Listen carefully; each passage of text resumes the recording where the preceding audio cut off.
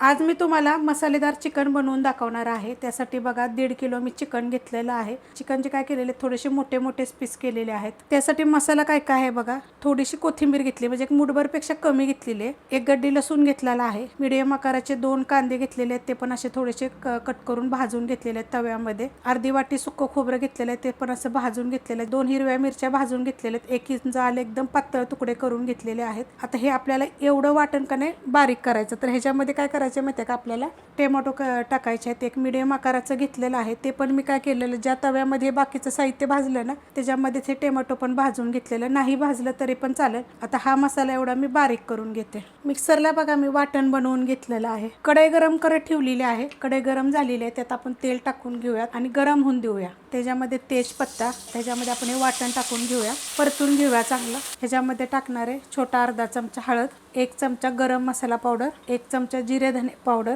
1.5 चमचा आपला कोल्हापुरी मसाला। एक मिनिटभर परतून घेते पहिलं। ह्याच्यामध्ये टाकणार आहे चवीप्रमाणे मीठ, मिक्स करून घेऊया। ह्याच्यामध्ये आपण हे चिकन टाकून घेऊया। मीडियम गॅसवर काय करते, या मसाल्यामध्ये 2 ते 3 मिनिटं परतून घ्यायचं। ज्या मिक्सरच्या भांड्यामध्ये आपण मसाला बारीक केलेला ना त्यामध्ये मी थोडंसं कोमट पाणी गरम करून टाकलं होतं। त्याच्यामध्ये ह्याला मिक्स करून घेते चांगलं। काय करणार आहे बघ, असं झाकण ठेवणार आहे, थोडीशी सापट ठेवायची, पूर्ण नाही करायचं। बारीक गॅसवर एक 15 ते 20 मिनिटं शिजून देऊया। बारीक गॅसवर बघा 20 ते 25 मिनिटं झाले मी झाकून ठेवलं होतं आणि एकदा फक्त मी हलवलेलं आहे। मस्त असं झालेलं आहे बघ, आणि खूप छान चविष्ट होतं बरं का। अशा पद्धतीने एकदा करून बघा।